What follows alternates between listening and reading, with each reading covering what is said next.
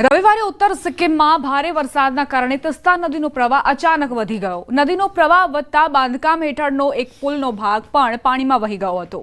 ઉપરાંત સિક્કિમમાં ભારે વરસાદના કારણે થયેલા ભૂસ્ખલનના કારણે જનજીવન મુશ્કેલીમાં મુકાયું છે. અનેક મુખ્ય રસ્તાઓ પર કાટમાળ પડવાથી વાહન વ્યવહાર ઠપ થઈ ગયો છે.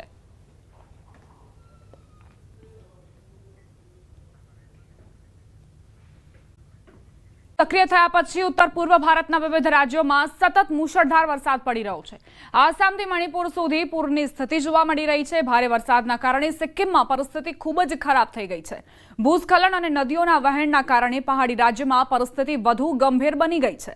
ભારતીય હવામાન વિભાગે થોડા દિવસો પહેલા પૂર્વોત્તરમાં ભારેથી અતિભારે વરસાદની આગાહી કરી હતી. આઈએમડીની આ આગાહી 16 વખત સાચી સાબિત થઈ છે. સતત વરસાદના કારણે સિક્કિમમાં ભૂસ્ખલનથી વિવિધ માર્ગોને જોડતા રસ્તાઓને નુકસાન થયું છે. આના કારણે અવરજવર સંપૂર્ણપણે ઠપ થઈ ગઈ છે.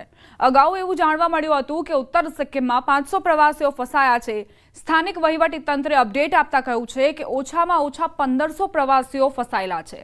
બીજી તરફ નદીઓના વધતા પાણીના સ્તરના કારણે પરિસ્થિતિ વધુ ગંભીર બની છે. સિક્કિમના ઉત્તર જિલ્લામાં સતત ભારે વરસાદ અને ભૂસ્ખલનના કારણે પરિસ્થિતિ ગંભીર છે.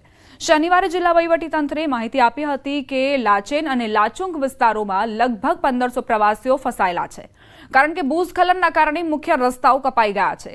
મંગળવારે રાત્રે મંગન જિલ્લામાં તિસ્તા નદીમાં એક પ્રવાસી વાહન પડી જવાથી એક વ્યક્તિનું મોત થયું.